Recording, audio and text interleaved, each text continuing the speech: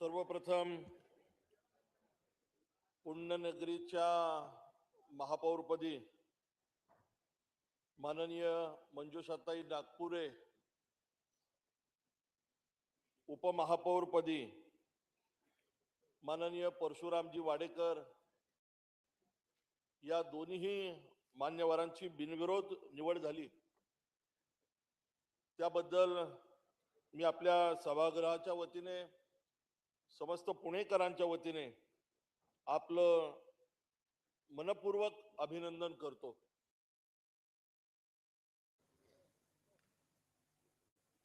या पुणे शहरामध्ये एक ज्याला म्हणता येईल खऱ्या अर्थाने राजकीय परिवारामध्ये खेळीमेळीचं वातावरण असतं, एक विश्वासार्हता असते।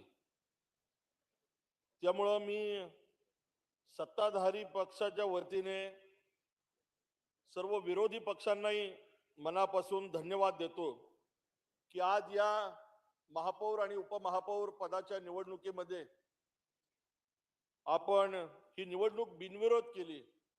त्याबद्दल सर्व विरोधी पक्षातले नेते मंडळी आणि सर्व सभासदांचं मी आभार मानतो।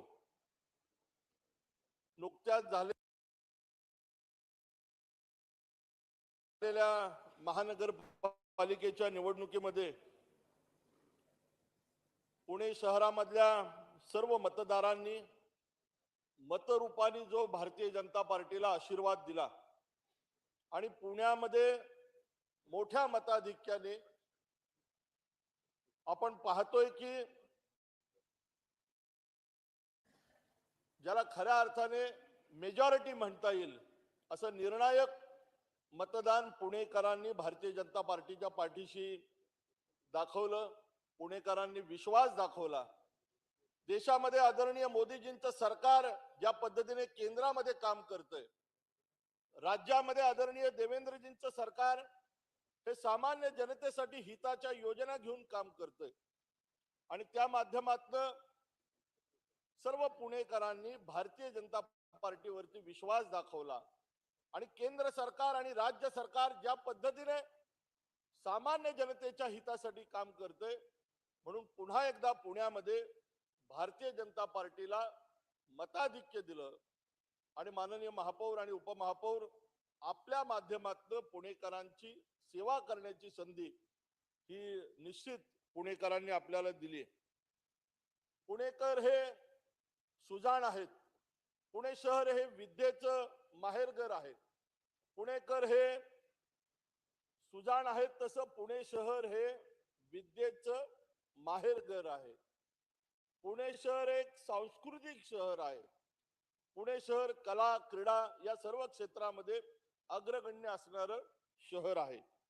मला असं वाटतं की आपण पुण्याच्या प्रथम नागरिक म्हणून काम करत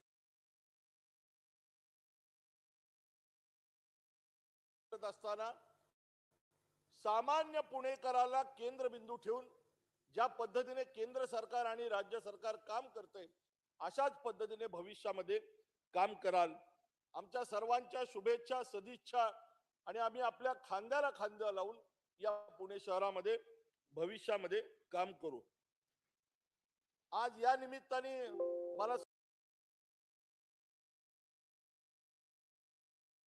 सांगायला निश्चित आनंद होतोय की आपल्या पुण्यनगरीच्या प्रथम नागरिक म्हणून माननीय महापौर मंजुषाताई नागपुरे आपल्याला एक चांगली संधी या निमित्ताने मिळाली। मी मंजुषाताईंचा आणि नागपुरे कुटुंबाचा माझा स्नेह हा जुना आहे। म्हणजे मंजुषाताईंचे पती दीपक नागपुरे हे माझ्या भागामध्ये सेना दत्त पेठेमध्ये राहत होते आणि लहानपणापासून हिंदुत्वाचे संस्कार हे आपल्या कुटुंबावरती आहेत। बजरंग दलाच्या माध्यमातून, विश्व हिंदू परिषदेच्या माध्यमातून आपलं कुटुंब काम करत, संघाच्या विचारधारेचे काम करत आपला हा प्रवास आहे। आणि खऱ्या अर्थाने मला असं वाटतं की भारतीय जनता पार्टीने जो निर्णय केलाय तो छत्रपती शिवाजी महाराजांना अभिप्रेत असणारं काम, छत्रपती शिवाजी महाराजांच्या विचारांचं काम, म्हणजे ज्याला आपण म्हणता येईल की शिवशक्ती आणि भीमशक्ती म्हणजे मंजुषाताईंच्या रूपाने शिवशक्तीचं एक प्रतिनिधी म्हणून मंजुषाताईंना या ठिकाणी संधी मिळाली आणि आंबेडकरी चळवळीमध्ये आपलं आयुष्य ज्यांनी या चळवळीसाठी योगदान दिलं असे परशुरामजी वाडेकर हे या पुण्यनगरीचे उपमहापौर झालेत. म्हणजे भारतीय जनता पार्टीला अभिप्रेत असणार शिवशक्ती आणि भीमशक्ती आज आम्ही या सभागृहामध्ये या ठिकाणी पाहतोय. हे शहर आपल्या माध्यमातून निश्चित एक अपेक्षा व्यक्त करतोय. आज विरोधी पक्षांनी सुद्धा आपल्याला या ठिकाणी पाठिंबा दिला आणि महापौर आणि उपमहापौर हे काही कोण्या पक्षाचे नसतात. हे सर्वश्रुत आहे की आपण या पुणे शहराचे प्रथम नागरिक म्हणून काम करताल. मगाशी अरविंद शिंदेंनी सुद्धा अरविंद भाऊ या सभागृहातले ज्येष्ठ सदस्य आहेत. या सभागृहामध्ये अनेक वर्ष ज्येष्ठ सदस्य काम करतात. या ठिकाणी मागच्या पंचवार्षिक म्हणजे 2017ला जे ज्येष्ठ सदस्य या सभागृहात होते यातले अनेक सदस्य आता दिसत नाहीत. योगायोगाने अशी चर्चा आहे की गणेशाच्या कृपेने अरविंद भाऊ आपण सुद्धा सभागृहामध्ये आलात. या पुण्यामध्ये गणेशाची कृपा, कारण आपण पुणेकर हे गणपती बाप्पाला मानतो, गणपतीवरती श्रद्धा असणार हे पुणे शहर आहे. त्यामुळे तुम्ही सुद्धा सभागृहात आलात हे गणपती बाप्पाच्या कृपेने झालात अशी पुण्याच्या महापालिकेत येताना बाहेर चर्चा होती. त्यामुळं अनेक सभासद दिसले नाही. मगाशी आमचे पृथ्वीराज दादा तुम्ही मला म्हणालात अरे भारतीय जनता पार्टी इथून सुरू झाली ती 7व्या रो पर्यंत भाजपच दिसतीये. पुढच्या पंचवार्षिकला तुम्ही काय म्हणलात की पुढे कोणी दिसेल का नाही अशी चर्चा आहे. त्यामुळे अरविंद भाऊ तुम्ही काळजी करू नका. यावेळेस राहिलं पुढच्या वेळेस भाजपा खूप चांगल्या पद्धतीने पुणे शहरामध्ये हा 120चा आकडा सुद्धा पार करेल. कारण मोदीजी आणि देवेंद्रजींवरती विश्वास ठेवून पुणेकरांनी भाजपाला ही संधी दिली. आपण या संधीच्या माध्यमातून सामान्य पुणेकरांना केंद्रबिंदू ठेवून भविष्यामध्ये चांगलं काम करू, निपक्षपाती काम करू. एक योग्य त्या पद्धतीने निर्णय मला असं वाटतं की भारतीय जनता पार्टीला आपण एक संधी दिली. भारतीय जनता पार्टीच्या माध्यमातून आमच्या मंजुषाताई असतील, परशुरामजी असतील, आपल्या नेतृत्वाखाली आपली ही पूर्ण टीम या पुढच्या कार्यकाळामध्ये काम करेल.